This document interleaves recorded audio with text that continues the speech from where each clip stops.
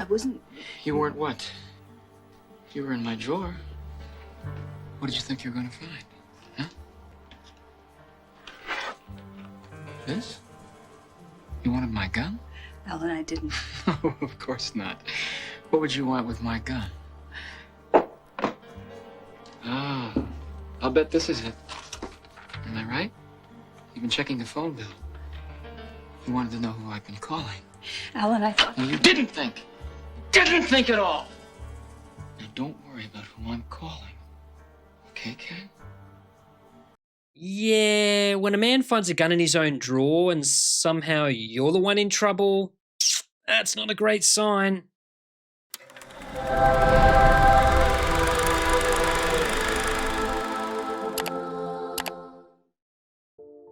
G'day guys, Holy Critics signing in.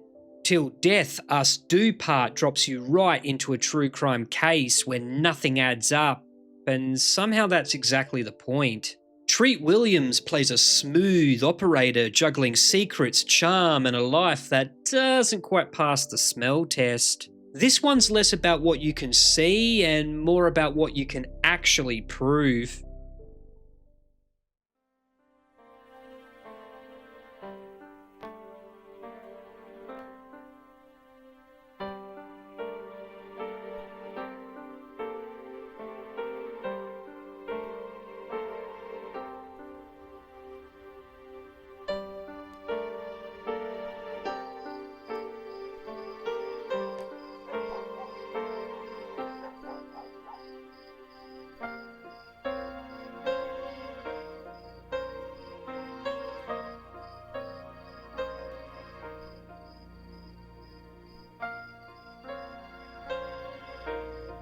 Oh, gee, thanks. You're welcome.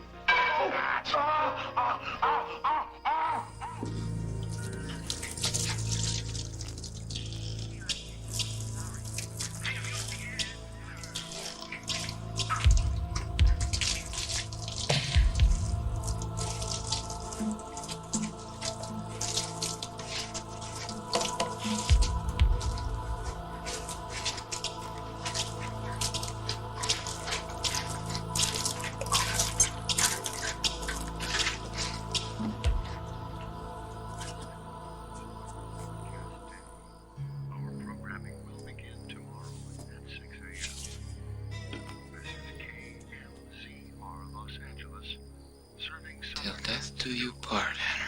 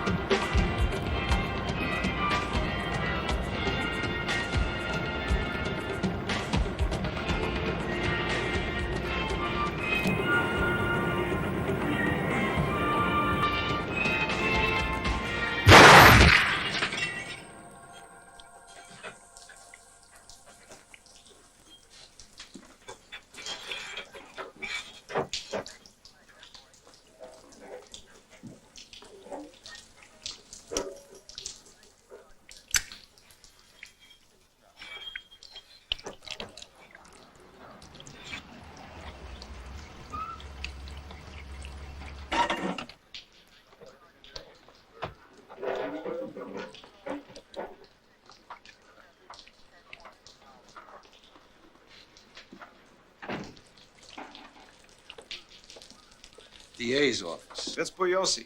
You're a Robert Guy. Bob, I'm assigned to this case. we have a body.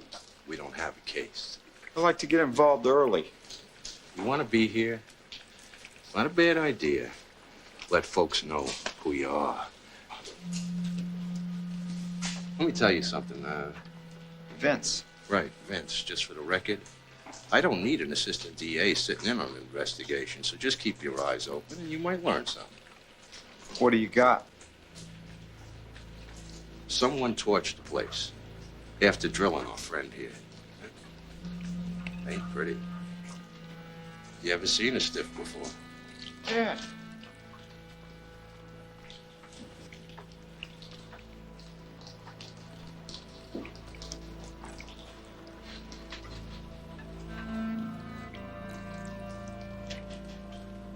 Two in the head, how many in the chest? 3. Thorough.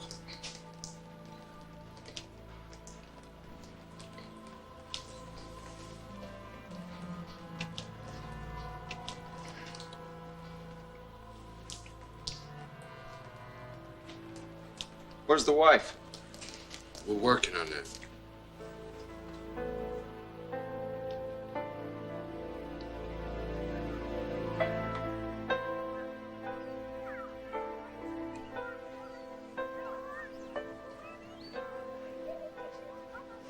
You're up early. Something the matter, babe? No, of course not.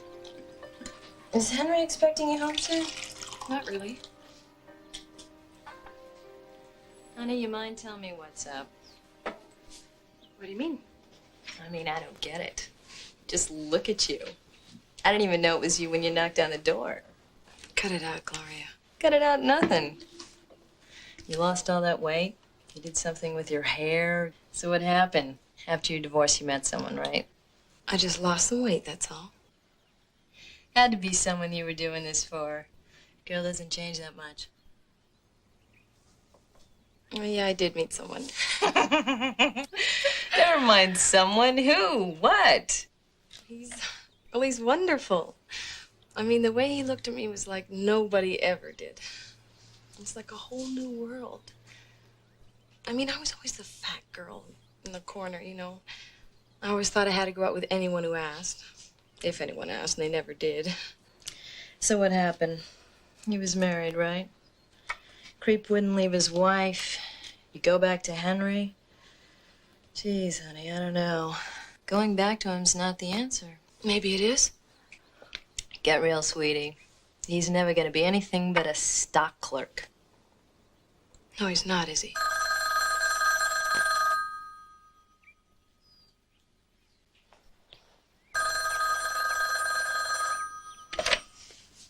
Hello. Sandra. Yeah, she's right here. It's your mother.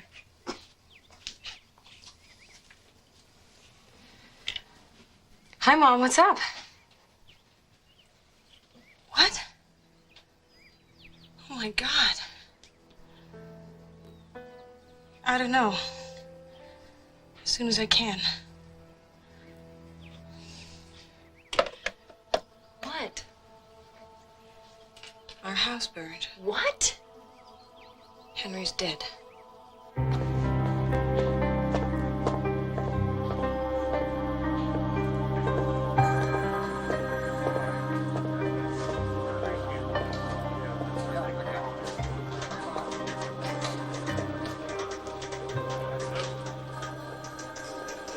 Mrs. Stockton?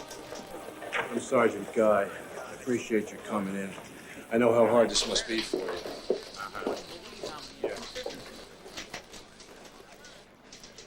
The thing is, man, that fire was set.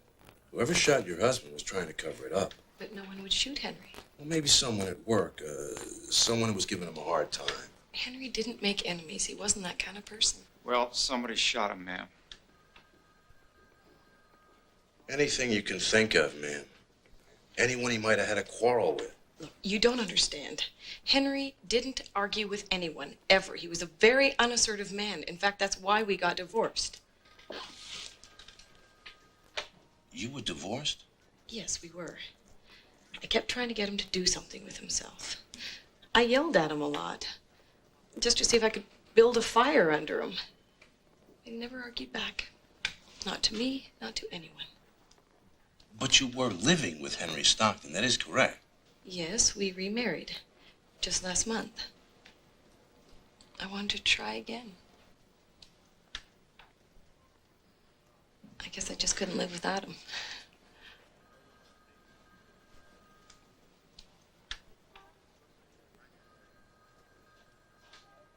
Well, you've been very helpful, ma'am. There is just one other thing. We picked up fingerprints at your house, and we are going to need a set of your prints for comparison. My fingerprints? Yes, ma'am. If you just give me your left hand here, this will only take a second. Does this mean I'm being arrested? No, ma'am. Like I told you, this is just for comparison to the prints that we found in your house. Whoa.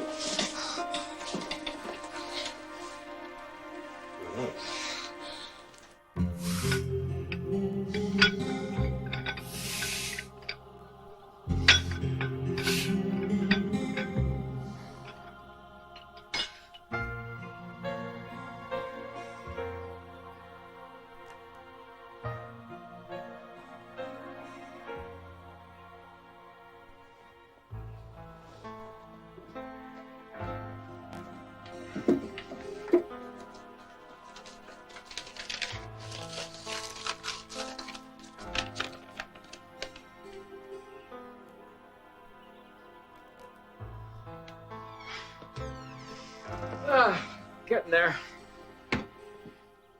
What are you doing? Nothing. I was just going to take a bath. You can join me if you like.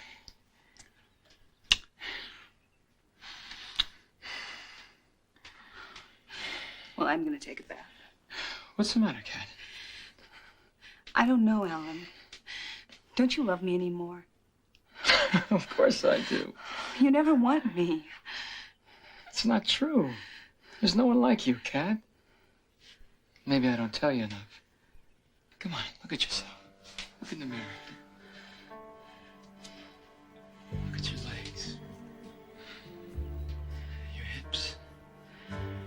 Your breasts. Don't you have any idea how beautiful you are? You know, it makes me feel when I go anywhere with you.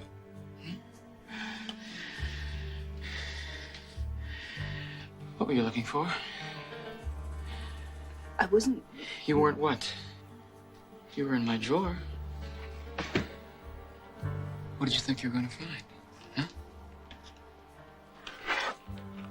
This? You wanted my gun? Alan, I didn't. Oh, of course not. What would you want with my gun? Ah, I'll bet this is it. Am I right? You've been checking the phone bill. You wanted to know who I've been calling. Alan, I thought... No, you didn't think. You didn't think at all. Now, don't worry about who I'm calling. Okay, Kat? Okay? Go ahead and start the bath. I'll be right in. Unless you don't want to anymore. Of course.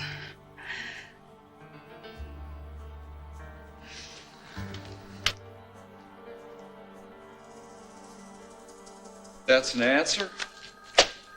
What kind of answer is that? All I'm telling you is what we know, which is nothing. This is a nothing little guy. He didn't have an enemy in the world. Oh, so he shot himself twice in the head, put 3 in his chest to make sure. What about a weapon? We don't have a weapon. It wasn't found. But you know what it is, right? It's a .22, right?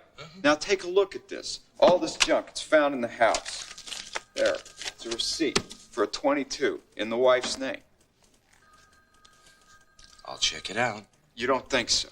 The woman was 140 miles away all weekend. Her alibi checks top to bottom. Look, let me give you a little advice, huh? Patience. Don't try and set the world on fire. That is not how this works. Oh, really? You want to tell me how it works? Yeah. You play the hand that you were dealt. These things, they work out. No. You make them work. You make them work.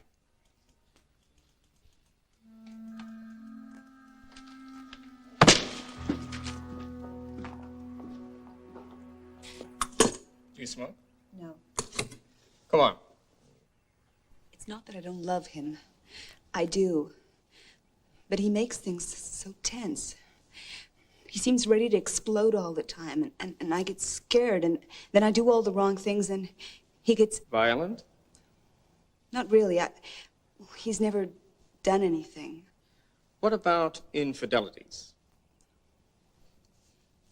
He makes phone calls when he thinks I can't hear. I called the number. It's a woman. Well, that's something we could look into. I don't want to drag him through... Listen, A divorce is like a marriage. It sets the terms between two people. If one side holds back, it's unbalanced. Do you understand what I'm saying? Yes. Mrs. Brown is here. I don't think I can go through with that. Well, think it over. If you decide what you're going to do, give us a call. Okay, you can send her in now.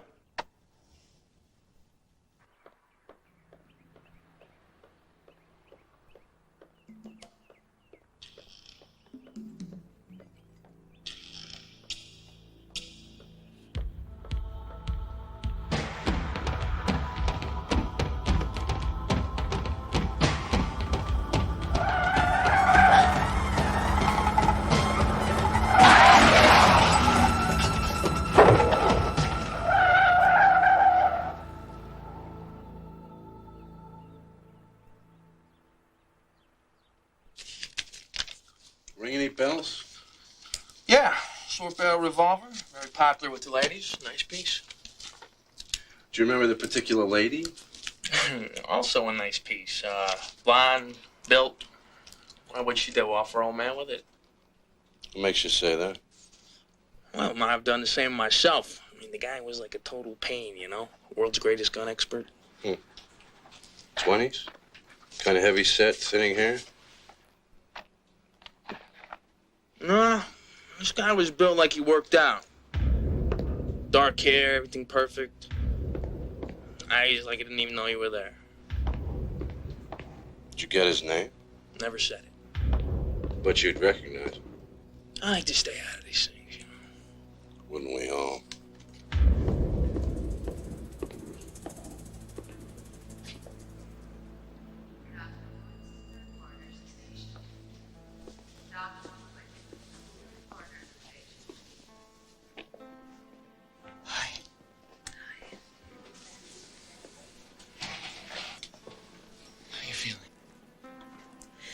I'll be okay. Just, it happened so fast. He came right at me. Did you see the driver? No, I didn't see anything. Just this car right on top of me. Doctor says you broke some ribs. They thought it was a lot worse. Felt like everything broke. You're a tough one, Kat. I'll have you up and around in no time.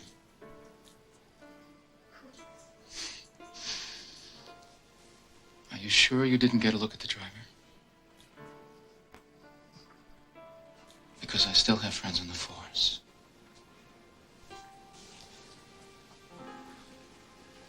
If they ever catch that son of a bitch, I want 5 minutes in a room with him.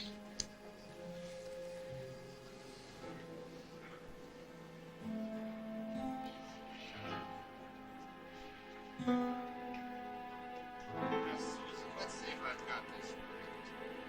Kills a man with a knife, 20 people there, and you only have one witness? Yes, sir. Offer him manslaughter, see if he takes it. Now, turning to our undefeated champion. You're carrying quite a caseload, Mr. Bugliosi. Would you fill us in? Anderson, I've rested. The defense starts tomorrow. And your summation's already written, right? I hope you all take notice of this. Mr. Bugliosi writes his summations before he even selects his jury. Sanchez is in pretrial motions, and Stockton, the wife, looks like a suspect. Based on what? The gun receipt? The fact that her husband was insured? That and her demeanor, sir. You don't really have this gun, just the fact that she owned one. Then you don't really know it's the murder weapon. Let's look at the insurance. 2 policies, right? $15,000 from his job and $75,000 she took out after they were married. Expensive premiums. Not if you die a month after the wedding. It's still not a case, Mr. Bugliosi. It's barely even the start of a case. 5 bullets in Henry Stockton, sir. That was the start of the case.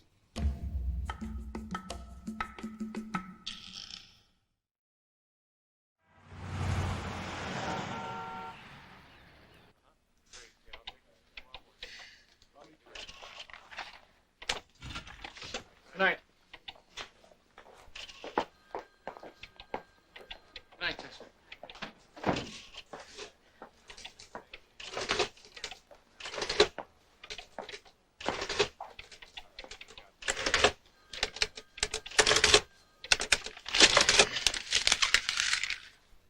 Give it a rest, Michael. You're working too hard. Hi, Alan. I was just finishing these expense sheets. That's what they invented tomorrow for. Come on. I'll buy you a drink. I want to show you something. Me? No, your desk lamp. Yes, of course you knucklehead.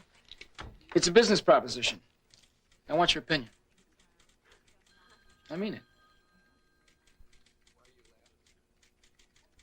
Okay.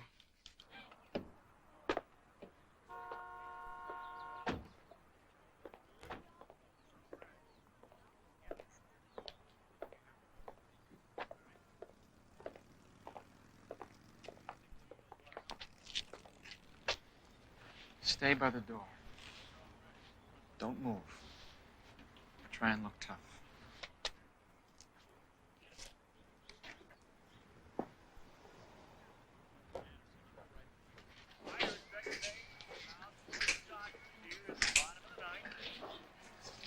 Will! How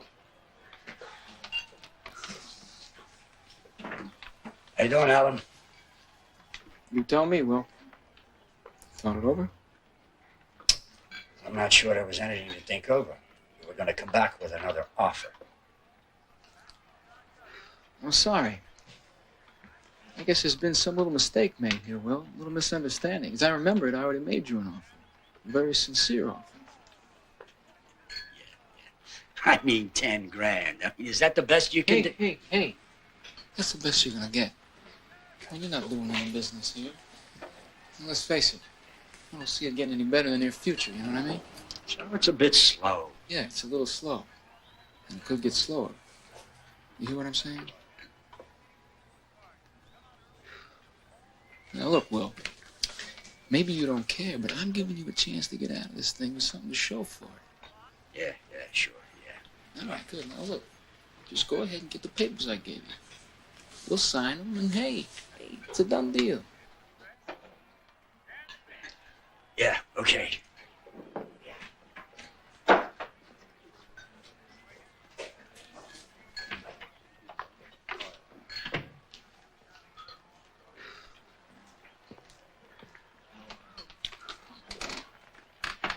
What was that all about? The guy got it in his head I'm with the mob. 10 grand, this place is mine. That is amazing. You know that? But 10,000, where are you gonna get that kind of money? Maybe I am with the mob. Just kidding. No, I did a job for somebody. I should be getting some hard cash pretty soon. So what do you think, huh? I mean, I know the whole thing's got to change, but I'm thinking indirect lighting, new booths, and maybe go with kind of like a, I don't know, like a royal motif, you know? Like royal flush, king's castle, something like that.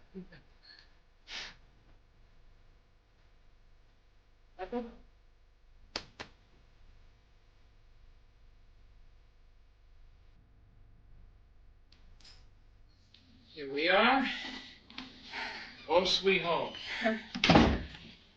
Would you like something to eat? Huh?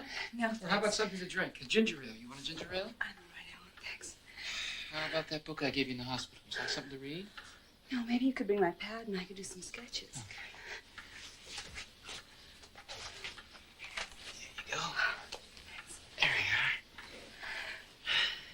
you are. Go ahead.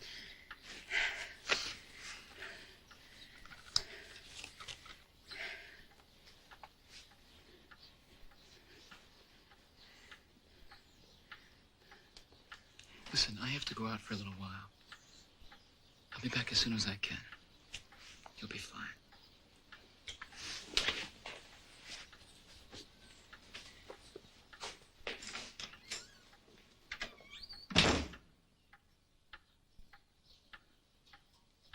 We're going to have two very attractive young ladies behind the bar.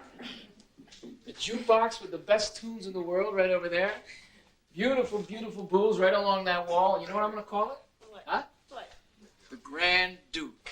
Oh, it's perfect. I love it.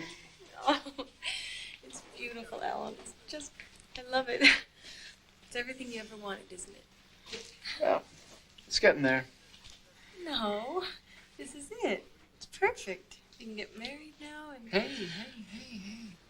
You're my tiger, aren't you? Let's not settle down yet. We got things to do, kid. I mean, this place is just the start. Besides, I still got a wife. Too soon to be talking about getting married, don't you think? Yeah, but she'll divorce you. I know she will. You divorced Henry. That didn't get you anything, did it?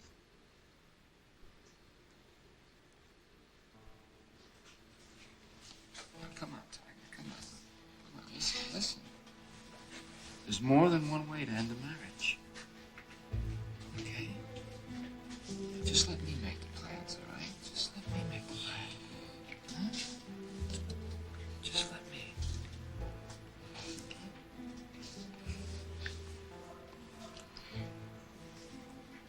Okay? Hey, what are you doing? What are you doing? Don't start painting until these things are covered. This is brand new Naugahyde. I just bought this stuff. Cover the booths and then start painting, okay?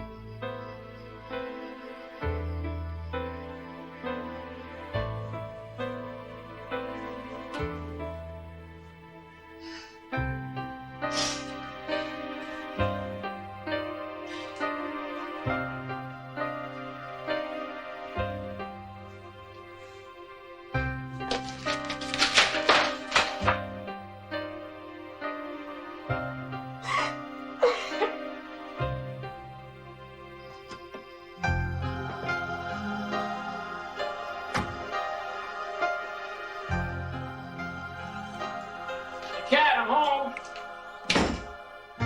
Cat? Ready?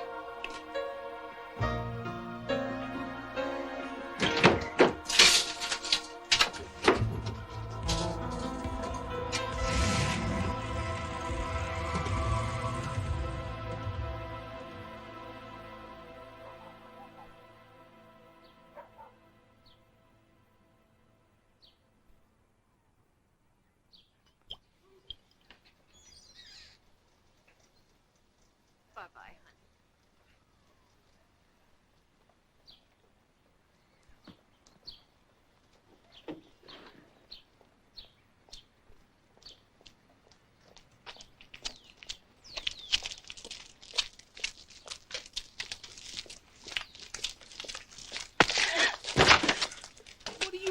What are you doing?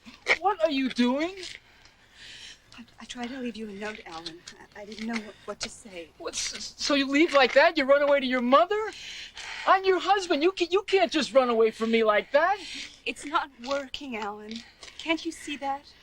Ever since I came back from the hospital... Don't tell me what's not working!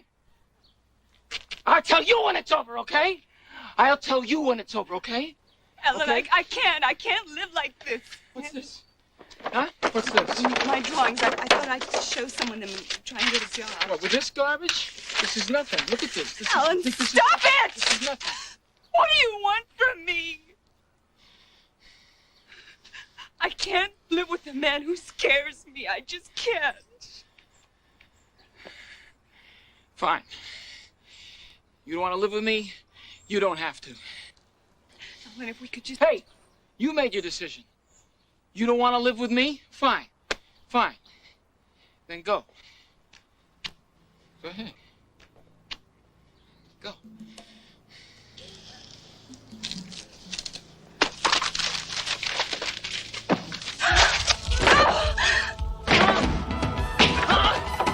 want to end the marriage? End the marriage? You want to walk out on me? You want to walk out on me? You want to walk out on me?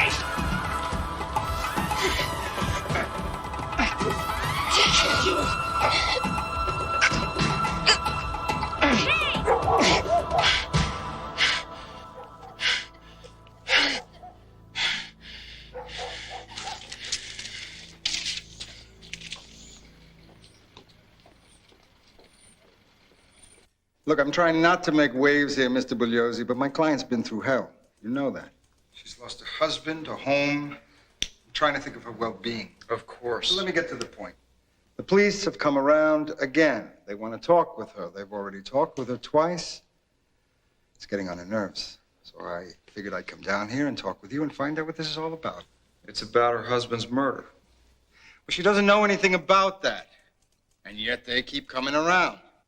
I don't have to tell you, sensitivity, it's not this strong suit. I figured if you could put in a word. Well, if she doesn't want to answer their questions, she doesn't have to. But I think she ought to answer mine. You do want to find your husband's killer, don't you? One of the things we're trying to clear up, Mrs. Stockton, is about a .22 caliber gun, a pistol. You own a .22, don't you? Hey, wait a minute here. You can ask her about her husband's friends, that's one thing. You're asking her about a gun? A .22. Let's get one thing straight right here and now. Is my client a suspect or not? If your client were a suspect, Mr. Kerwin, she would have been informed of her rights. Well, then let's get off this gun stuff, huh? If the gun was in the house, the killer might have used it. Do you own a .22? No. Here's a receipt for a .22, Mrs. Stockton. It's in your name. I went with a guy when I was divorced, and he liked to go target shooting, so he bought me that gun. Where's this gun now? We broke up. I gave it back to him. I would really like to talk to him. Well, his name is Dick Scott. He lives in the valley. I'm not sure where. Do you have a phone number? No. He gave you a gun, but you don't have his phone number. She got married. She didn't keep the phone numbers of the men she dated. Right. Well, that was my major concern. You've answered my question. Mrs. Stockton, for somebody who carries so much life insurance...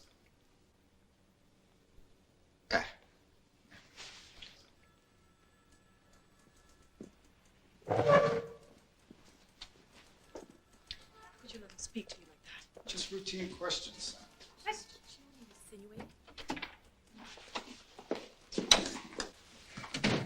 Well, you got her all shook up. Get a hold of the insurance company. Tell them I want a 24-hour notice before they pay off. Go down to the auto club where she works. Talk to anybody there who knows her. Only don't talk to her, because the next time you do, you're going to have to read her rights.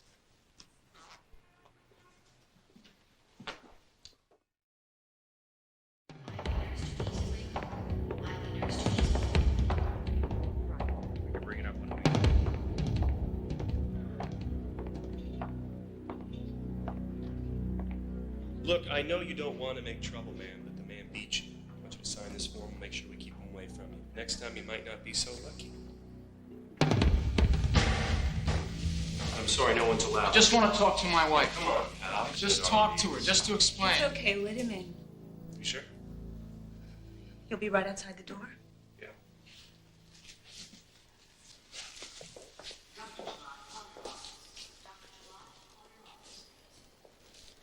He wants you to press charges, doesn't he? I didn't sign anything, Ellen. Maybe you ought to. I don't want to make any trouble for you. He said it. See what I mean? You're so good. Forgiving. I don't forgive you. I thought you were going to kill me. Kill you? I love you, Kat. Don't, Ellen. I panicked, that's all. I got scared. I thought I was going to lose you, and I lost control.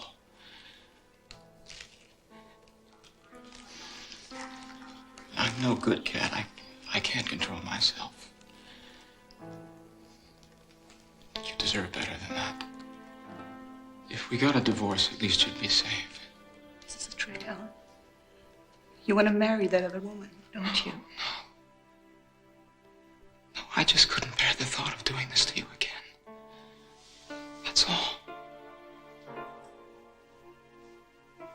I know you hate me, Kat, and I deserve it. I couldn't stand losing you. No, I have.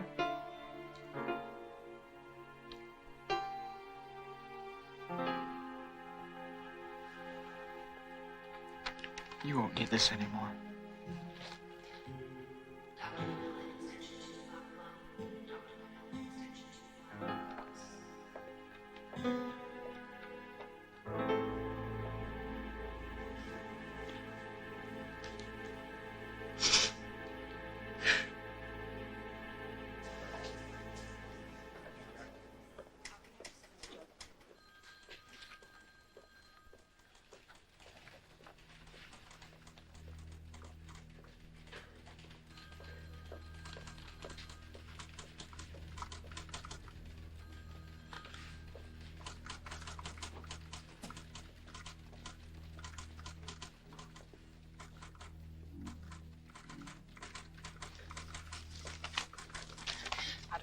Alan sends me these. He's supposed to handle them.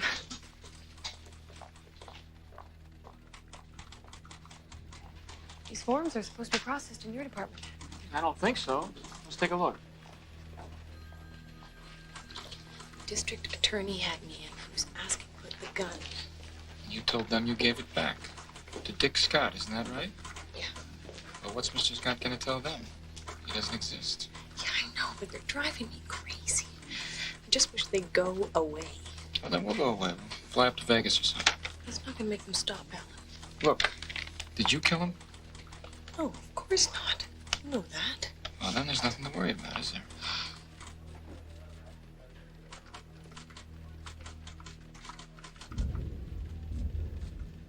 Oh my God, that's one of them. There's nothing to worry about. Just stay calm. It's gonna have to be processed this way because it was the father's car but the son was driving. If you don't reference back to that, it's not gonna track, All okay? right. Mrs. Stockton? Mr. Scott? I'm sorry? Mr. Scott? No, my name's Alan Palico. Oh, my fault. I thought you were someone else. Is there something you want to talk to me about, officer? Not at the moment, no. Try it that way, it'll track. Thank you. So you're a cop. Anything I can do to help you? Maybe. We're looking for a man Mrs. Stockton dated last year, named Dick Scott. You know what I used to do? Check motor vehicle registrations, phone records, social security numbers. You used to do that, huh? Yeah, I was a cop too. Right here in LA. What are you working? Homicide. You wouldn't know anyone else that Mrs. Stockton was dating while she was divorced, would you? Sure. Me.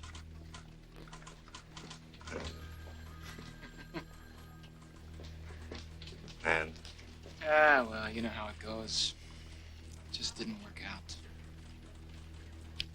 But she is kind of pretty, don't you think?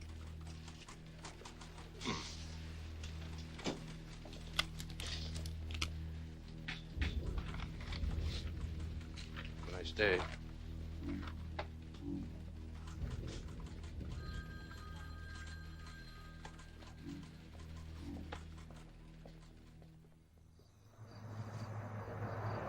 We're looking for a guy, a boyfriend, capable of murder.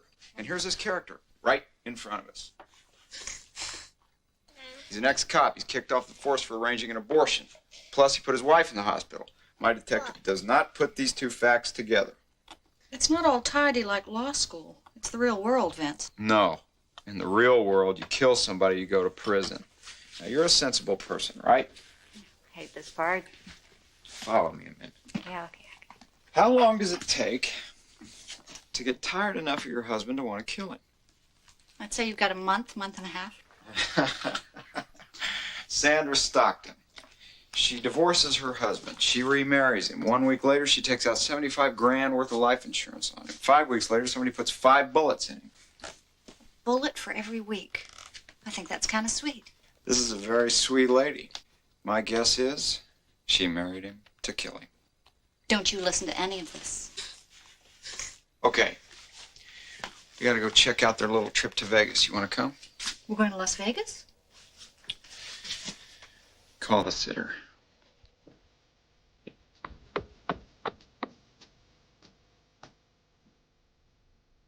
I haven't done this since high school. I didn't know you in high school. See what you missed? Coming back. Sorry. What? I keep expecting my father to start blinking the porch light. Who are you doing all this heavy parking with? Mm-mm. You brought it up. You're the one who invited me to sit in a car. It brings back memories. What, would you have rather dragged out to the airport to meet him? I wouldn't have minded a quick trip to Las Vegas. I can't ring the doorbell at this hour and get his wife home. How come his wife gets to sleep? He's coming back with evidence. Don't you want to find out what he found out? Why do I think you would have told me? I didn't want to be out here by myself. You were such a baby. Coming back. That's it.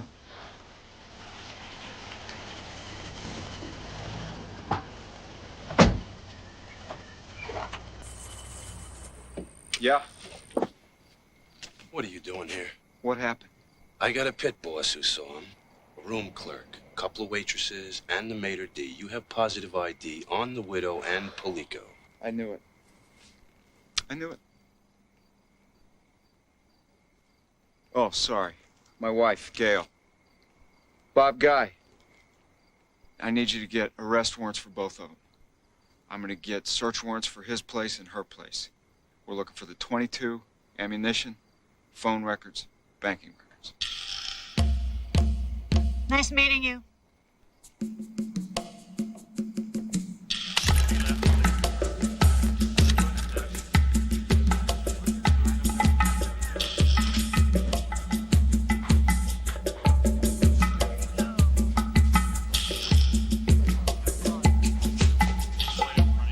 Like a couple of wallet size for my mom and dad. I need to speak with you. Take a look at this. 3 deposits to his account that match withdrawals from hers. Which proves? They're payoffs for killing her husband. The minute she collects on the first policy, she gives him half. She can give her money to any gigolo she damn well pleases. It's not a crime. It's evidence of a crime. They went to Vegas together. They traveled under assumed names. That shows consciousness of guilt. He told us he dated her when she was divorced. Phone records. Constant contact. Before she was remarried to Stockton, while they were married, up to and after the time he was killed. So she's promiscuous. It is still not murder. For that, you need evidence. I've got evidence. Circumstantial, all of it. It's nothing. I can win this on circumstantial evidence. You know I can. That perfect record of yours has gone to your head, Mr. Bugliosi. You think you can do your magic in front of a jury, send anyone you want to prison? That is not how it works. Not if you're working for me. Now, you play by the same rules as everybody else. That means you get me the gun. You get me as Prince inside the house. You get me even one witness. Until then, we don't prosecute. We're talking about cold-blooded, premeditated murder for profit. Cut them loose. They killed her husband. They're having a party with the money. I said cut them loose. You mean that's it? I can go? I'll have the officer drive you home.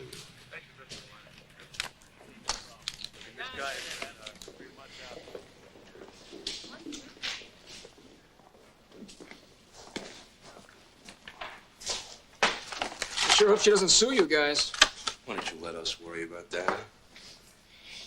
I could put in a good word with her for you. But hey, listen, as far as I'm concerned, no hard feelings. I know you guys are just doing your job. Just not doing it very well, that's all.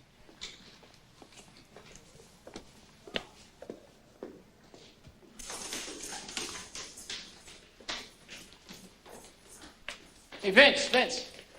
Have you got a minute? You know, I know all about you, Mr. Bugliosi. I know that you are one hotshot DA. But you know what? You're no different than me, really. I mean, you're just a guy trying to make it, that's all. Well, come on, let's face it. Only losers play by the rules. You and me, we take chances. I'm just like you, Vince. Whatever it takes. I'm not somebody you can just push around. I'm not some clerk in an office. That's why you can't touch me. Not now. Not ever. Not ever.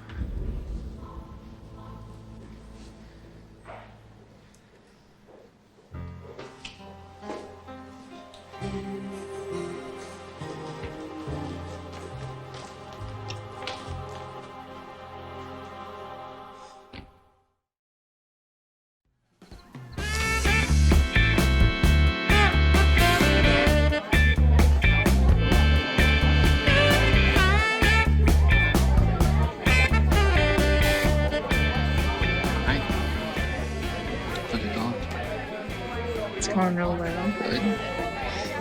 Any idea how beautiful you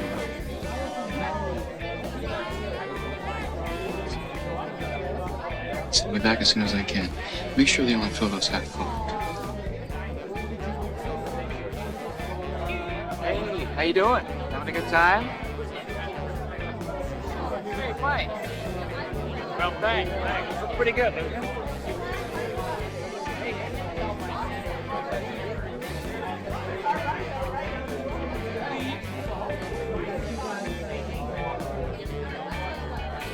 Looks great, doesn't it? Yes, it's beautiful. You know, we've kind of missed you at work. I heard you weren't coming back. Is that right? Oh, yeah. I just haven't been myself since Henry died. I can't seem to get my head into anything. Yeah. Well, I guess that's the best thing. I mean, if you can afford it. Pardon me? No, I just meant, I guess he left you some insurance or something. Yeah. He was a thoughtful husband. We'll know exactly how much insurance he left. I was just making conversation, Alan. Good. Good. That's what I pay you to do.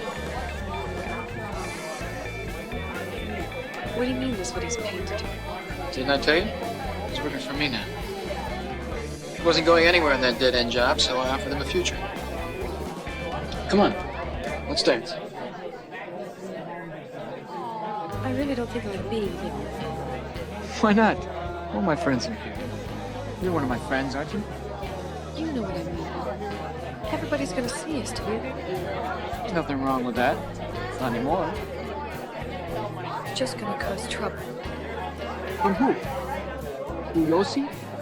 Hey, he took a shot and missed. It's over now. You haven't told me anything about that other policy. Now that you're cleared, they get a pay time. My lawyer says we should hear soon. Yeah, well, just don't let them stall us out on this thing. How are you? That's fine. Right. Listen, you know the plan. Yeah, I know the plan. She's part of it. Oh, come on. She doesn't mean anything to me. Come on. You're my tiger, aren't you? Aren't you? Huh? I don't like it, Al. Don't what? Michael.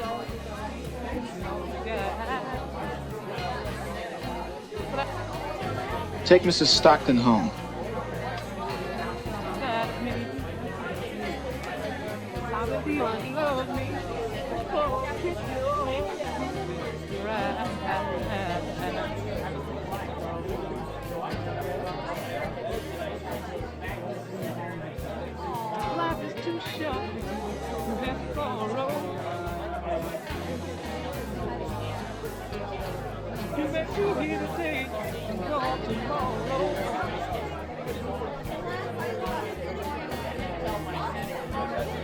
Someday this will all be yours. Cut it out, Al. Hey, you think I'm kidding? Look around. It'll be a bad light. All you gotta do is marry me. How can I marry you? I don't know you. It's no problem. As soon as we're married, I'll tell you everything you want to know about me. Wife can't testify against her husband. What do you say? Let's get married. Ask me again in 6 months. You don't get it, do you? I'm asking you now. In 6 months, I'll be married to somebody else.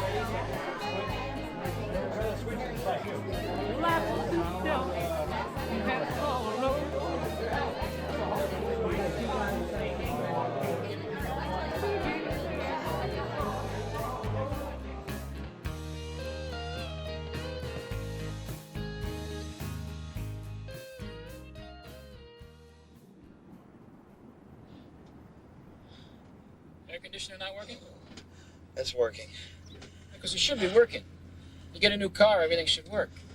Oh, it's working. It's just so damn hot. What are you, made of asbestos? The roads are melting. It's a state of mind, Michael. If you let it bother you, it bothers you. You know, I saw a new place we should look at. Nice neighborhood. It's got a lot of possibilities. You haven't even paid off this one yet. Hey, you don't make things happen, Michael. They don't happen. Listen, how would you feel about managing the Grand Duke while I got this new place started? Great. Good. But hey, you're right. First, I should pay off the Grand Duke. How long do you think that'll take? Take care of it today.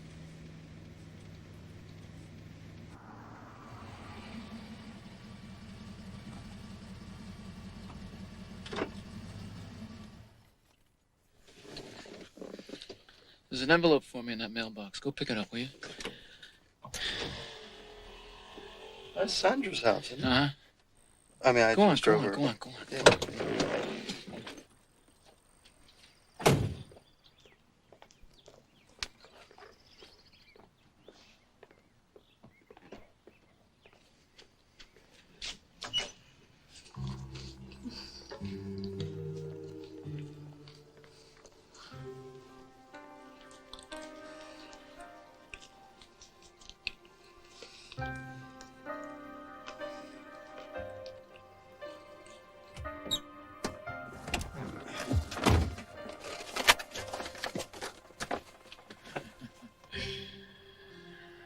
We're in business now, Michael.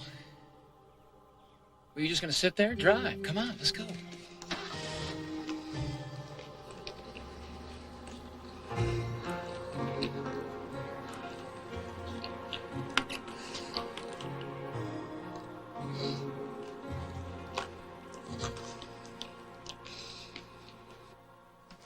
Tuesday.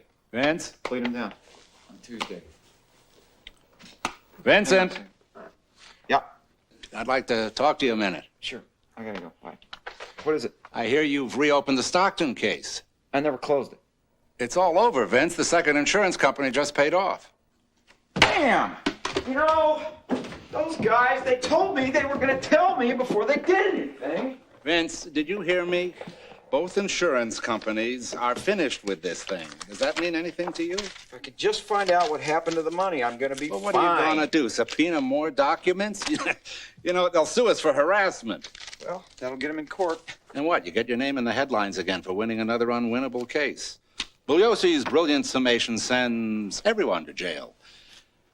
Vincent, let me be very clear. If you find evidence, I've got evidence. It's the same as last time. Half the money. Half the money. Hard evidence, a witness, the gun. What if I never get any of that? What if it never happens? Well, sometimes that happens, Vincent. It isn't a perfect world. Maybe. And maybe I'll lose a case in front of a jury someday. But I'm not going to do it sitting on my butt in this office. Oh, come on, Vincent. You have worked hard enough on this case. Come on, take it. I'm sorry, sir. What is it? This burglary case I'm prosecuting, the defendant has some information, says he wants to make a deal. Well, find out what he's got, but don't promise him anything. If it's any good, you can come back to me. He won't talk to me, sir. He only wants to talk to Vince. Huh? He says it's about a gun. He says you know the one he means.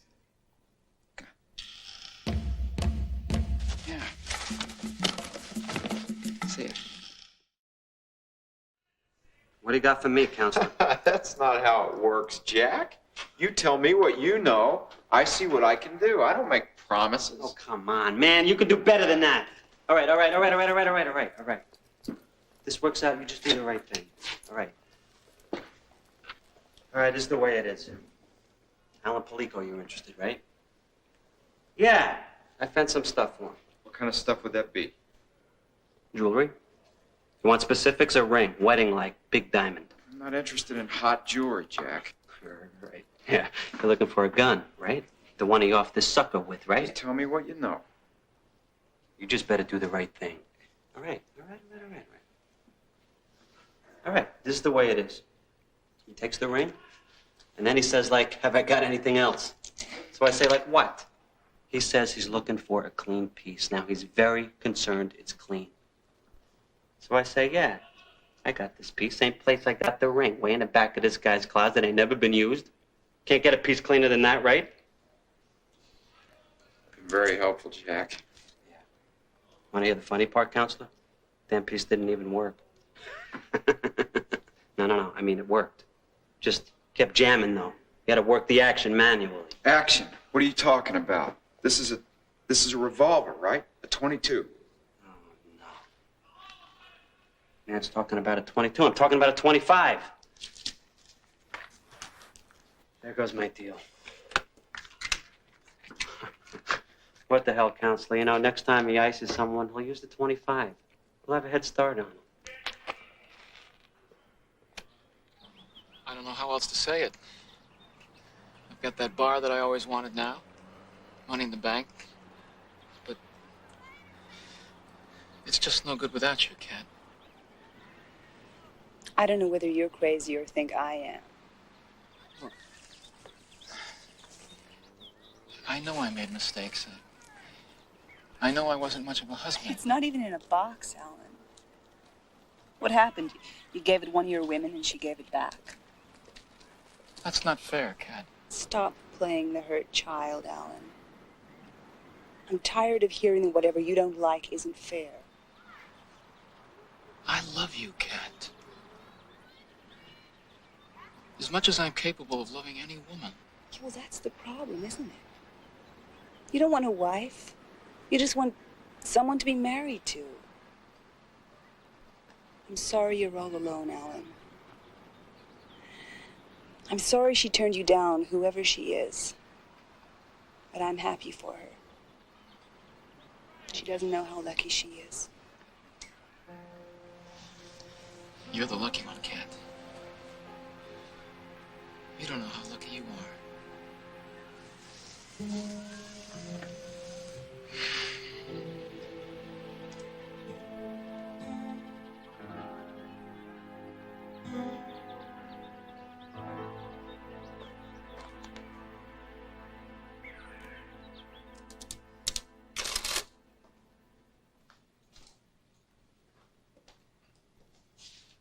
He'll be here any minute. Just take it easy.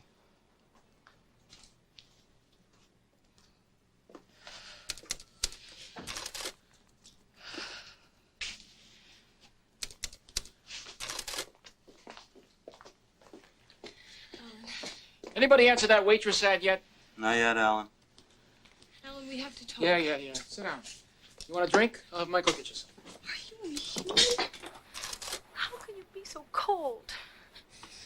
I can't sleep, Alan. I'm scared. I keep dreaming about Henry.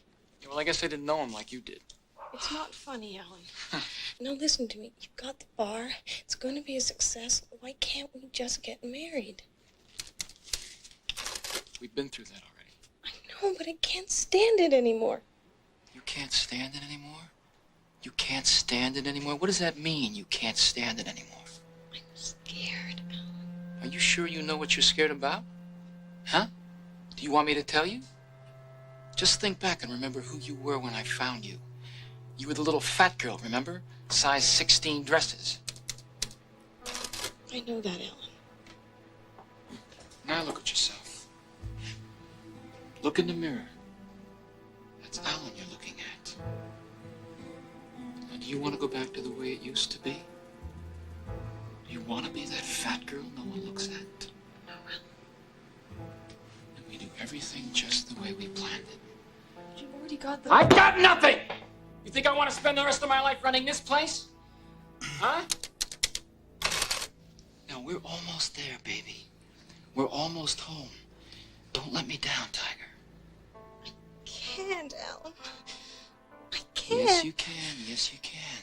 You just gotta be tough, that's all. Come on now.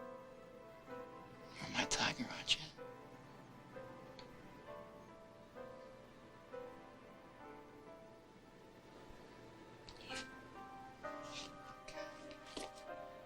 Come on. You know what you ought to do? You ought to join a gym. Work out. It's good for the tension. Now, I'm going to give you a call later on, okay? All right? Take care.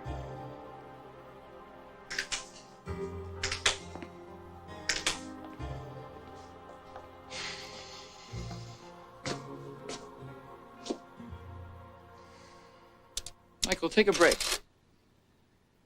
Come here.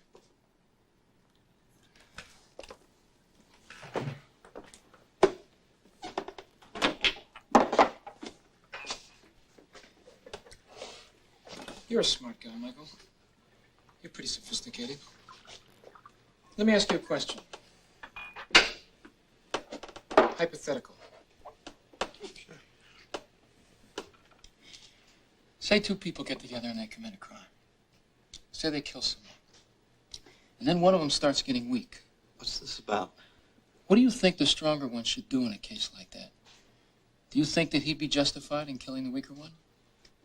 I mean, it's two questions, really. Is it the smart thing to do? And is it right? For a strong person, I mean.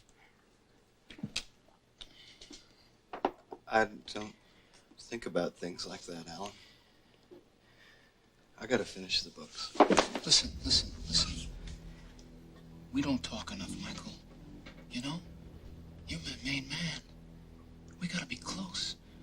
We used to work together, right? I mean, we kind of had the same job. Yeah, kinda. Well, don't you ever wonder how I got all the money for this? Not really. Yes, you do. You picked up money from me from Sandra. Don't tell me you don't wonder why she gave it to me. I killed her husband. But you're a bright guy. You figured that out already, didn't you? Why are you telling me this? Well, what if I went and told somebody? If I told the police? Well, in the first place, they can't do anything. They already tried. And in the second place, I'd have to blow your head off. Hello? Be right with you.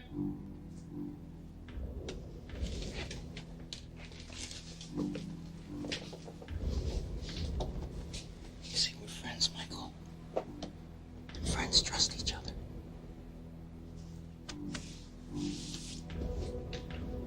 Hi. Hi. Can I help you? Yeah, I wanted to talk to someone about the waitress position. I'm someone you want to talk to. I'm Alan Palico. I'm the owner. What's your name? I'm Judy Davidtz. Hi, Judy. Sit down. See, what we're trying to do here is upgrade this place, give it a little class. I'm sure you could help us in that respect. Michael, you want to bring us a couple Irish coffees? Well, what do you think? You think you'd fit in here? Well, I don't know, Mr. Alan, please. Sure you would. You're just what the place needs. You're just what I need. What's your name again? Judy. Do you, Alan, take Judy to be your helper when it might, in sickness and in health, in sorrow and in joy, till death do you part? I do.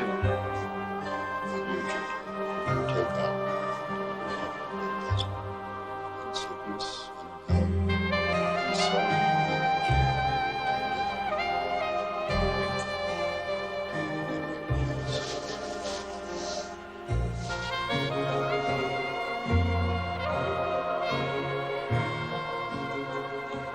and now pronounce your man one. Kiss the bride.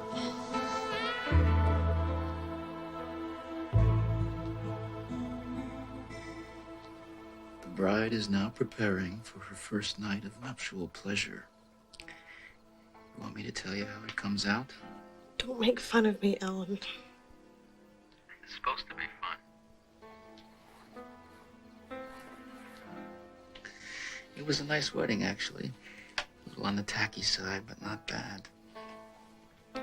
The bride was radiant. Stop it, Alan. Don't do this. What's the matter? Aren't you happy for me, Tiger? A little appreciation, huh? Alan, honey. Be right there, baby. Okay. I love you, Alan. Uh-huh. She's ready for me now. Wish me luck.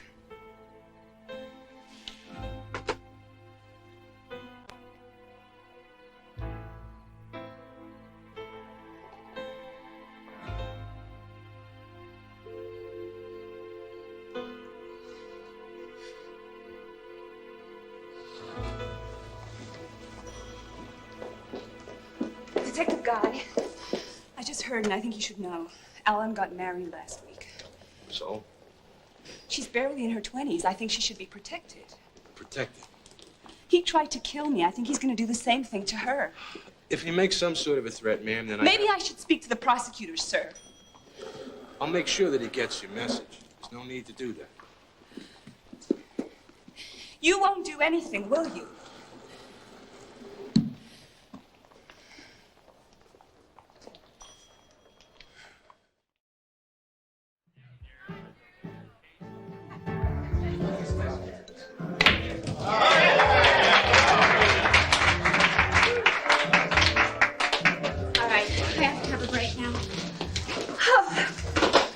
great roll over there, honey. Well, that's great, sweetheart. I think it's time to go home now. I can't finish the game. It's 11 o'clock. You know the rules, baby. I know. I don't see why I have to go home so early. Look, these guys love you. It's terrific for business. It just can't be all the time, that's all. I don't want this place empty when you're not here. Yeah, but it can be here all the time, Alan. Say you get pregnant. You want kids, don't you? And how is that supposed to happen? Look. All right, what? Alan, we've been married a month. You're never home. Baby, listen, I'm trying to build something here. I know, but we gotta try to build something between the two of us. I mean, that apartment is so lonely. I miss you so much. I miss you too, baby. Then wake me when you come home. Hey, listen, I'll do better than that. Why don't you pull a couple of steaks out of the freezer? I'll pick up a bottle of wine. Okay. We'll make up for lost time. You won't forget the wine? Hey, do I ever forget? No. Oh, and you better pick up some gas. Well, it's not that low. Look, I've got an early appointment in the morning. I don't want to have to get gas. Is that too much to ask? Well, no, of course not. I love you. I love you too.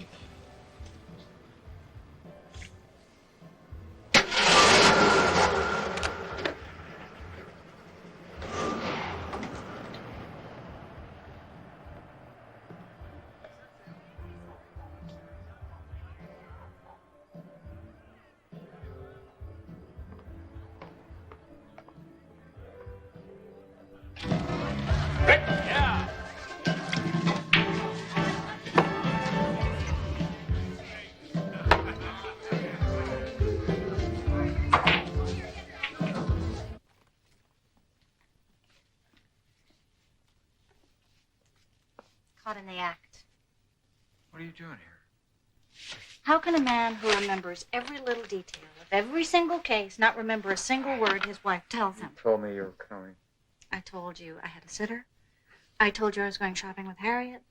If I left you here, you'd starve to death. I really like to eat, but I got this to do. I've got Prawns and peppers. prawns and pepper sauce.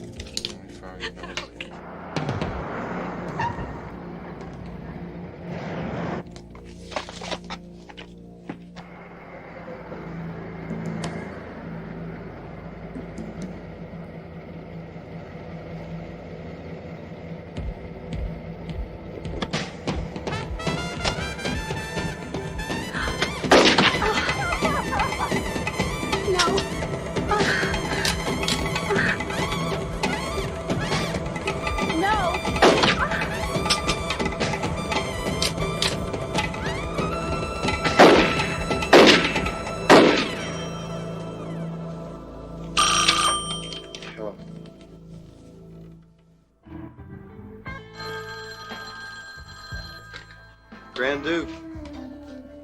Alan? I don't know. He's around here somewhere. Hold on. Anyone seen Alan? I don't think he's around. Can I take Is that for me? Oh, hold on. Yeah. I was in the kitchen. Hello?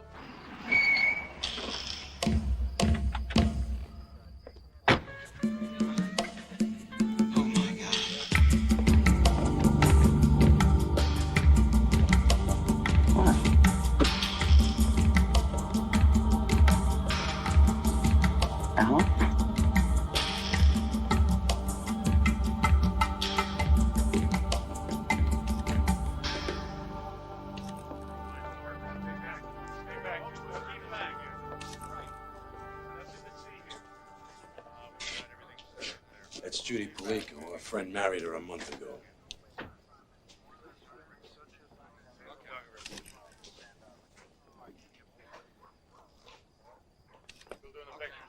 Have these been photoed? Not yet. Odd. They haven't been fired. It's an automatic, probably jammed.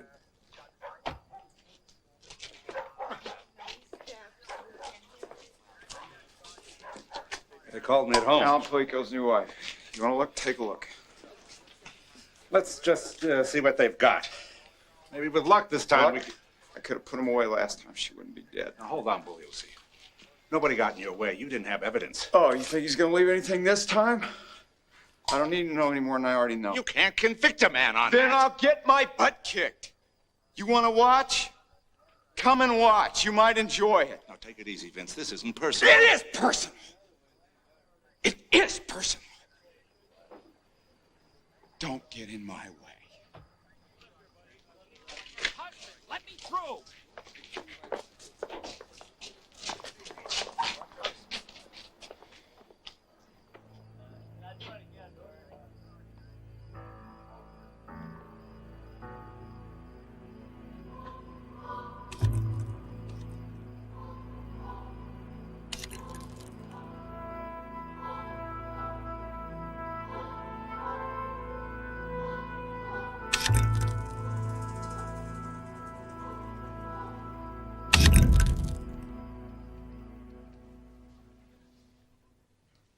Your Honor, I've never been in a trial like this.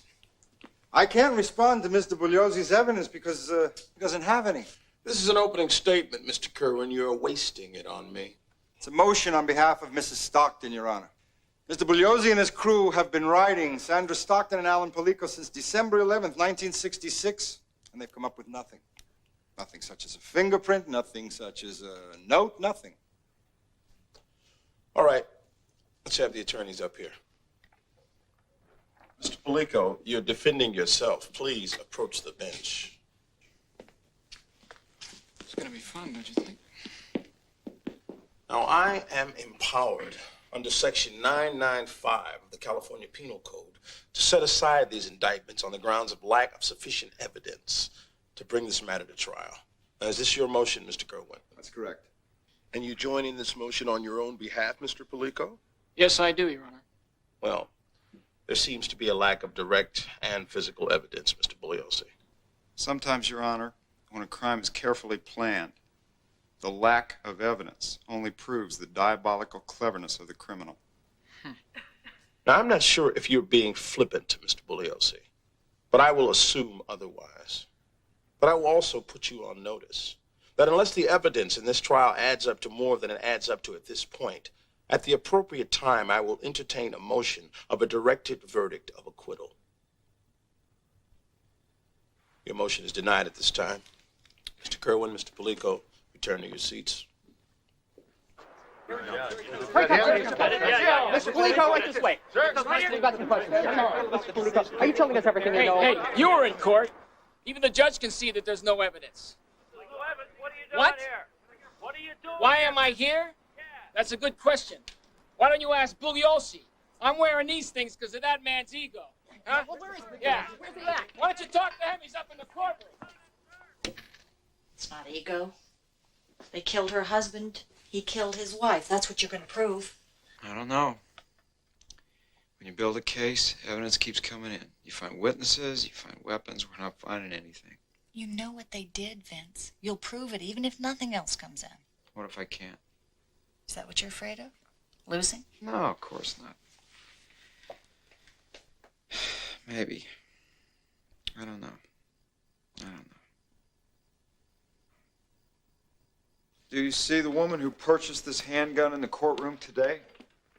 Oh, yeah, she's sitting right there at the blonde. Identifying the defendant, Sandra Stockton? And was Mrs. Stockton alone when she purchased this gun? No, there was a guy with her. Do you see that man in this courtroom today? Well, he kind of looked like him. Objection. He looked a lot like him is not a proper identification, Your Honor. Was it the defendant, Mr. Hobart? Yeah, I think it was. When you say you think it was, do you We mean... have his answer, Mr. Bugliosi. He's not sure. Please continue. This is a check Mrs. Stockton deposited on February 16th. It's drawn on the account of the insurance company and made payable to Sandra Stockton. Her endorsement is on the back. Could you tell the jury if there were any other transactions that day? She withdrew $2,500 against the deposit. In cash? In cash. Mr. Polico deposited $2,500 on February 16th. Was that in cash? Yes, sir. You don't have any records to show where I got this cash, do you? No, sir, there are no such records. Of course not. No further questions.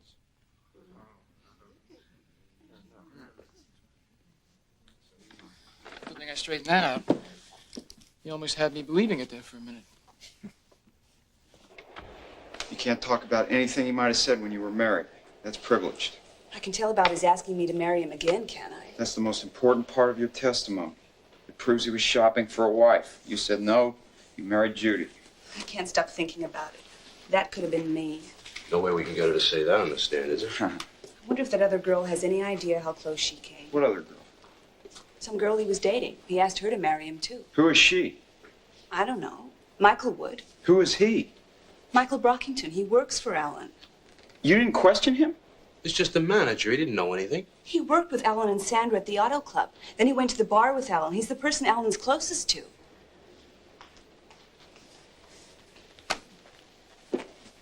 I don't know what you want from me.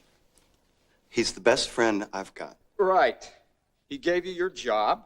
You want to be loyal. You don't want to do anything to hurt him. Why do you think telling me the truth is going to hurt him, Michael? I didn't say that. Then talk to me. Did he ever tell you where he got the money to buy his bar? Did he ever tell you about his relationship to Sandra Stockton? You're wasting your time. Alan didn't kill Judy. He loved her. Yeah, I guess that's why he insured her, right? Look, I'm not going to listen to this. You're not going to get me to say anything against Alan. He asked Catherine to remarry him just before he married Judy. That's not true. You proposed to some other woman, too. Who was she, Michael? I don't know anything about that. He bought that wedding ring before he ever met Judy Davis. Now, that is a lie. I got a witness who sold it to him.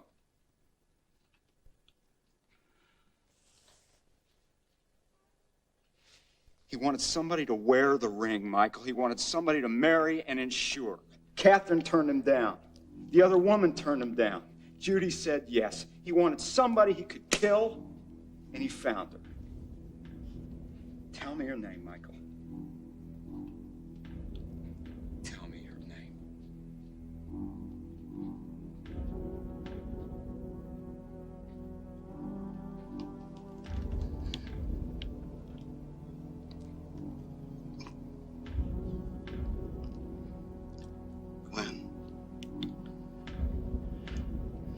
Gwen Fox. He redecorated the whole place, top to bottom, and he threw a huge party for the night it opened. I was his date. And what, if anything, happened between you and Mr. Polico at that party? He asked me to marry him. And you said? I thought he was joking. I told him that we hardly knew each other and that he should ask me again in 6 months if we were still together. How did he respond to that? He said that would be too late and that in 6 months he would be married to someone else.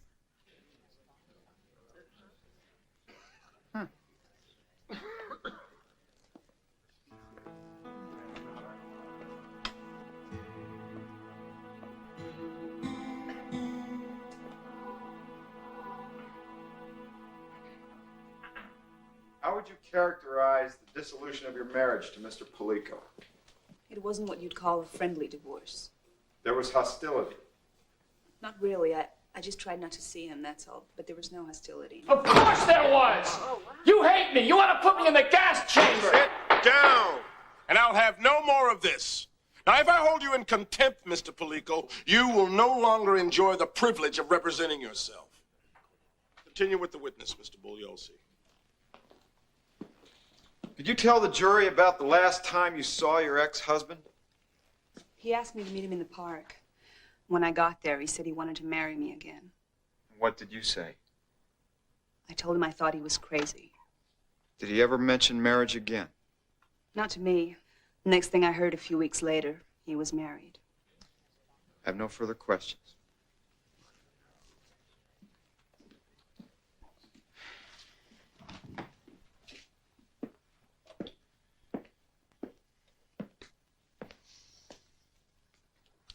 Catherine, you say that there was no hostility between us.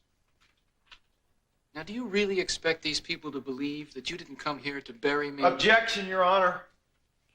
I can ask her about hostility, Your Honor. He can question the witness about hostility, Mr. Bugliosi. May I approach?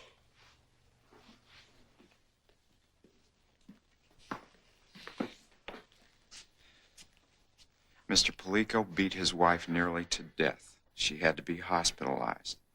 I've instructed her not to speak of this incident as it would be prejudicial to the defendant. Now, if he wants to get into this area, she's got to be able to talk about it.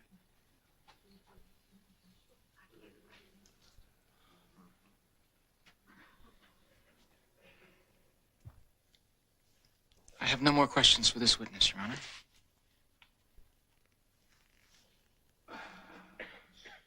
Well, in that case, the witness is excused and we will adjourn until 10 a.m. with the usual admonitions.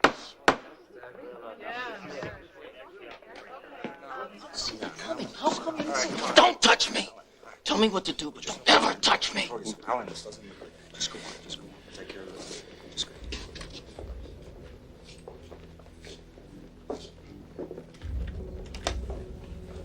You want to get a cup of coffee, Mike? Let's talk.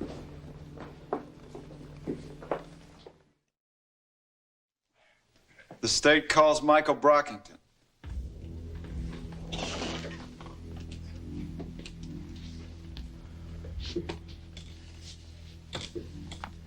He's making the mistake of his life. I remember it was really sweltering. And I got out and got the envelope. I gave it to him, and he opened it, and it was filled with currency. You were able to see this? Oh, he made a point of showing it to me. Did he explain to you where the money came from? No, not at this time. Did you ask him? Alan didn't like questions. I see. And this was sometime late in August. Is that correct? August 23rd.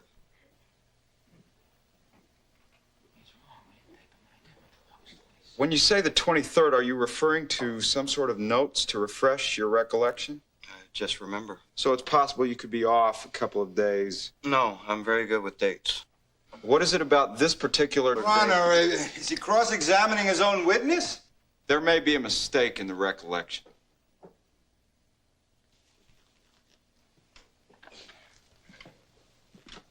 Was there ever a time, Mr. Brockington, that you became aware of the source of this money? About a month later, in the bar, he asked me if I ever wondered where his money came from. I said I didn't care, but he said he wanted to tell me anyway. And then he said that he killed Sandra Stockton's husband.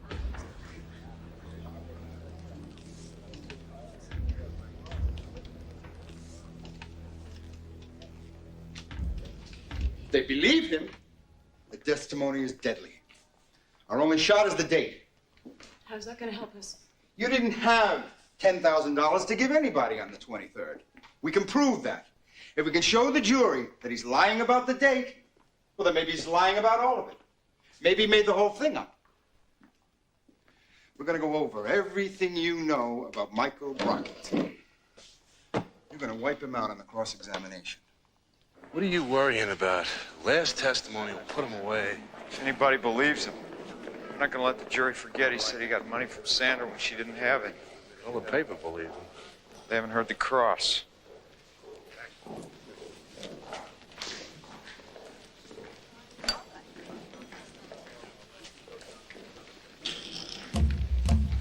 What? Bob, I need you to get something for me. What were your duties at the Grand Duke Tavern, Michael?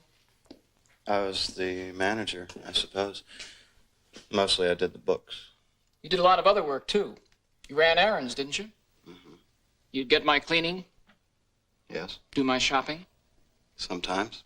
In fact, you were my errand boy. Did that bother you? Not really. You left your job at the auto club to be my bookkeeper and my errand boy. Does that make sense? You said you were planning on opening another bar and that I was going to run this one. But I never did I? Did I ever tell you that I was an FBI agent? Oh, I heard you tell other people that. And do you know how I managed to buy the Grand Duke so cheaply? You led the man to believe you were in organized crime. In fact, You pretended to be my bodyguard, isn't that right? That's right. So you knew that I liked to sling it a little, right? Well, didn't the thought ever cross your mind that you gave up a good job, that you were just a flunky, and that this bar you were going to manage was just a lot of talk? Not really. Are you always this naive, Michael? I trusted you. You're saying that I told you that I killed a man, and yet you still trusted me? Come on, Michael. I trusted you as far as our relationship was concerned. Because you didn't believe that I killed anyone any more than you believed that I was in the mafia with you, did you? You made up that story about my confession, didn't you, Michael? No! Just like you made up the story about picking up money from Sandra Stockton, when Mr. Bugliosi here has brought in witness after witness to testify that on August 23rd, Sandra Stockton didn't have a dime to her name. Now, I have no further questions, Michael. Redirect Mr. Bugliosi. This is a copy of the Los Angeles Tribune, Mr. Brockington. Would you read us the date? August 23rd, 1967. Would you read us what it says in the upper right-hand corner? 15 cents. Below that. It says weather, high 82. That's not very hot for Los Angeles in August, is it? No, sir, it's not. But you testified that it was sweltering the day that you and Alan Palico drove to Sandra Stockton's. You were very clear on that. What's the date on this paper, sir? August 30th. 1 week later, when Sandra Stockton had plenty of dimes to her name, what's the temperature?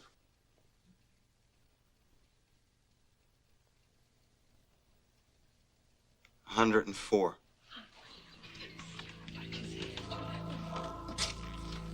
Thank you.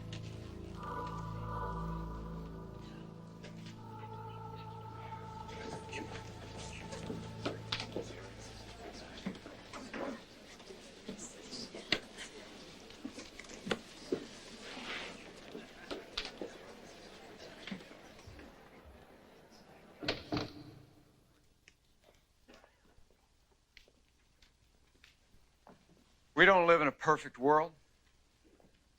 The mark of Cain isn't branded into a villain's forehead for everyone to see. But when there is a crime, there must be punishment. The defense says there are no witnesses, no fingerprints, no gun. If two people get together and plan a murder, if they put on gloves, kill in the dead of night, throw the gun away, are they home free? It's not that easy. Let's go over some of the evidence. We know Sandra Stockton owned a gun. She said she gave it to a man named Dick Scott, whom the police can't find. The defense say the police didn't try to find Dick Scott, but you can bet Sandra Stockton wanted to find him, because if he existed, she would have brought him in here. Here's the gun. I had it all the time. It didn't kill anyone. I didn't hear that testimony. Did you? I'll tell you what I did hear. I heard that these two defendants went to Las Vegas to celebrate after she got paid for her husband's death.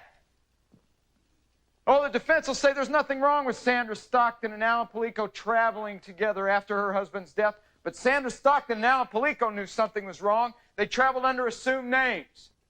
It's true.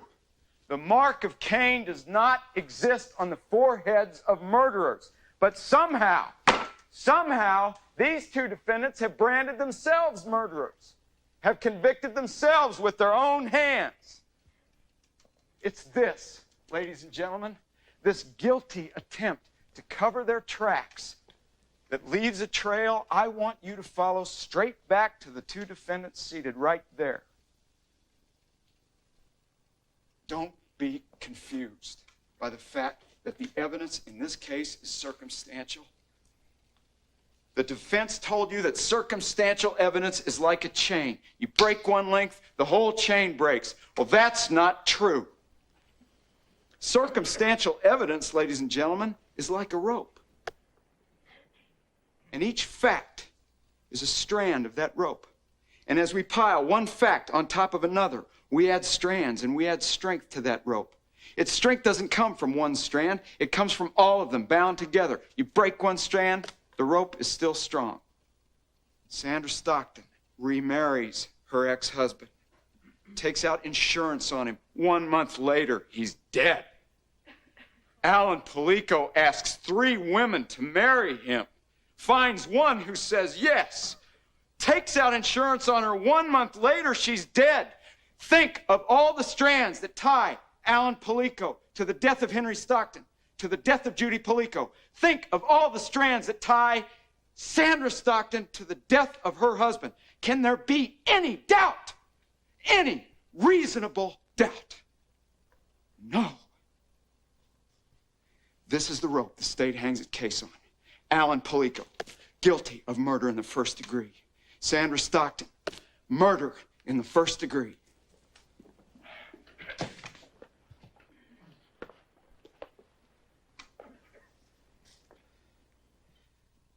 Thank you.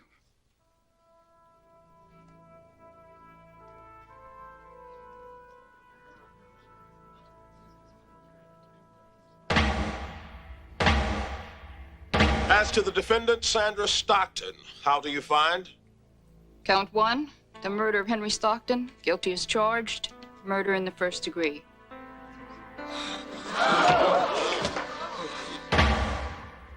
As to the defendant, Alan Polico, how do you find? Count 1, the murder of Henry Stockton, guilty as charged, murder in the first degree. Count 2, the murder of Judy Polico, guilty as charged, murder in the first degree.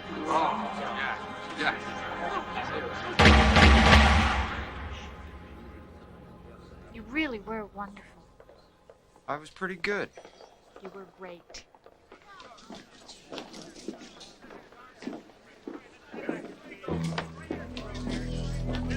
You got lucky, Bugliosi. That's all. I think she really loved him. I guess.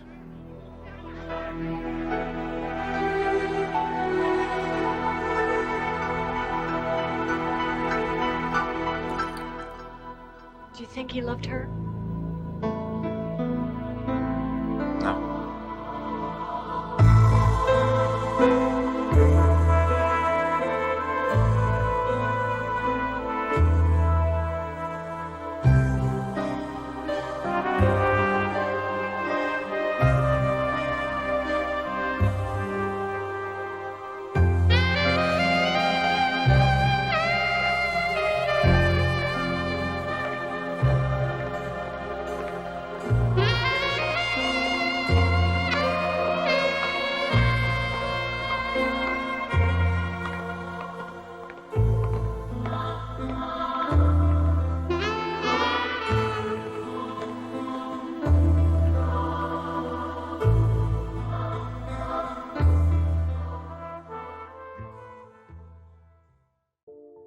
Wow. What a performance from Treat Williams, God rest his soul. That's the sign of a great actor. You stop seeing the performance because you're completely absorbed in the character. He didn't just play a killer, he made you believe this was a guy who could run a nightclub, juggle multiple affairs, plan a double murder, and outsmart the legal system. That kind of delusion came across way too naturally, and all the credit goes to him for making it work. But then you've got Arliss Howard coming in as the prosecutor, dismantling him piece by piece. No shouting, no theatrics, just calm, calculated patience. Watching him slowly unwind that entire web of lies with basically no hard evidence, that's where the film locked in. And that's what makes this case so fascinating. It's based on Vincent Bugliosi's real investigation where he built a conviction almost entirely on logic and circumstantial evidence. No weapons, no witnesses, just pressure, contradictions, and motive. That's risky storytelling, but for the most part it paid off. If you're curious, I've left a link to his book in the description and pinned comment below. The ensemble cast held up really well too. Rebecca Jenkins had that quiet, uneasy presence as Sandra Stockton. You could feel the tension every time she was on screen. Even the smaller roles like Ashley Judd's added to that sense that everyone had something to hide. What surprised me most though was the production quality. All that period accurate detail, the cars, the music, the sets, it didn't feel like a cheap TV movie at all. This easily could have passed as a theatrical release. TV movies today don't even come close to this level of care and craftsmanship. That said, it did drag in spots, and if you were expecting big dramatic payoffs, this one stayed pretty restrained. It was more about the slow squeeze of justice than explosive courtroom moments. That's why I'm giving it a strong 4.5 stars. Not because it was perfect, but because it respected the audience enough not to let sensationalism override the facts. If you enjoyed this one too, drop a like, hit that join button to become a channel member, and let me know. Do you think they proved it beyond a reasonable doubt, or was it all just a convincing theory? This is Holy Critic, signing out.